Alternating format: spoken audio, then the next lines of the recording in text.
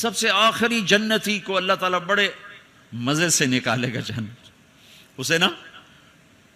اسے ایک اعلیٰ درجہ دینا ہے جو اس کا سٹیٹس ہے، سب سے آخری جنت. تو اس کو اللہ تعالیٰ جہنم پر لائے گا، پیچھے کمر جلے گی، آگے جسم محفوظ. تو اس کے دل میں اللہ سوال پیدا کرے گا کہ یا اللہ کہ مجھے جہنم سے تھوڑا باہر نکال دے، تیری بڑی مہربانی. تو اللہ کہے گا اور کچھ پھر مانگو گے؟ کہ نہیں، بالکل نہیں مانگتا ہوں. تو اللہ اس کو جہنم سے باہر نکال دے. تو آگے تھوڑی سی جنت دکھا دے. اب آدمی کی حرص و ہوس تو ختم ہو نہیں سکتی. تھوڑی دیر بعد کہے گا یا اللہ وہ چھوٹی سی جنت مجھے دے دے، تیری بڑی مہربانی. تو اللہ کہے گا پھر اور تو نہیں مانگے گا؟ کہ نہیں، بالکل تیری عزت کی قسم نہیں مانگتا ہوں. تو اللہ وہاں پہنچا دے گا. تھوڑی دیر کے بعد ایک اور اس کو درجہ دکھا دے گا. جب ادھر دیکھے گا، پہلے آدمی پیدل اور کہتے اللہ سائیکل ہی دے دے. جب سائیکل آ جاتا ہے پھر کہتا ہے اللہ موٹر سائیکل دے دے.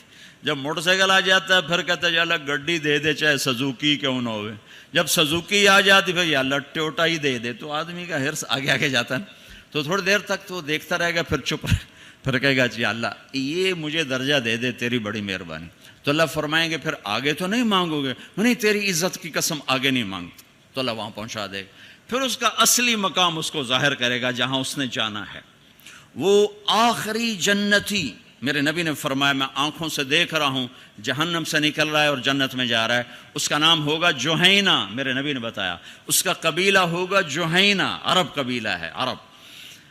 اور جب وہ اس کو وہ آخری جنتی، اس کو اس دنیا سے 10 گنا بڑی جنت اللہ عطا فرمائے گا، اس زمین سے 10 گنا بڑی.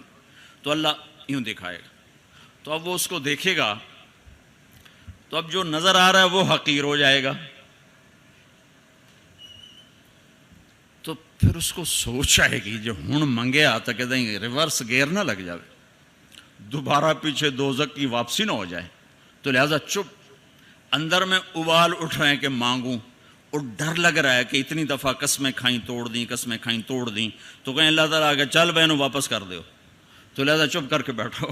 اللہ تو اندر کا بھید جانتا ہے. ہائے ہائے. تھوڑی دیر کے بعد اللہ کہے گا مانگتے کیوں نہیں ہو، مانگتے کیوں نہیں؟ کہے گا یا اللہ سألتک حتی استحییت وحلفت فیک حتی استحییت. یا اللہ میں نے اتنا مانگا کہ اب مانگتے شرم آتی ہے، اور اتنی دفعہ قسمیں توڑی ہیں کہ اب قسم توڑتے ہوئے شرم آتی ہے. تو اللہ تعالیٰ فرمائیں گے واہ واہ، تو نے مجھے لگتا ہے سمجھائی نہیں.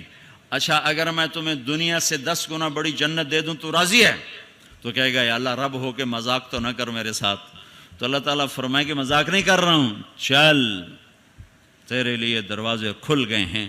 تو اللہ واحد شہنشاہ ہے، مانگو تو خوش ہوتا، نہ مانگو تو ناراض ہوتا، اور جتنا مانگو اتنا خوش ہوتا. بعض لوگ اشکال کرتے ہیں کہ یہ اتنے نیک آدمی ہیں، یہ دعائیں مانگ مانگ کے تھک گئے، ان کی قبول ہی نہیں ہو رہی، اور یہ فلاں آدمی ایسا ہے کہ وہ ایک کام سیدھا نہیں دعا کرتا ہے قبول ہو جاتی. تو میرے نبی نے فرمایا کہ ایک اللہ کے تعلق والا بندہ یا بندی اپنی ضرورت میں اٹکا ہوا ہے اور اللہ سے مانگ رہا ہے اور رو رہا ہے، اوپر سے دروازہ نہیں کھل رہا ہے، کہتا پتہ نہیں کیا ناراضگی ہو گئی ہے. حتیٰ کہ فرشتے سفارش کرتے ہیں کہ یا اللہ یہ اتنے دیر سے بیچاری رو رہی ہے، یہ اتنے دیر سے رو رہا ہے، یا اللہ اس کا کام کر دے.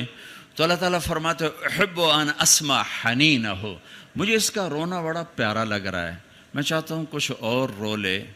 دے دیا تو پھر کہیں رونا، لہذا میں چاہتا ہوں تھوڑا یہ رو لے، اس لیے لیٹ ہو رہا ہے، اس لیے لیٹ نہیں ہو رہا کہ میں ناراض ہوں.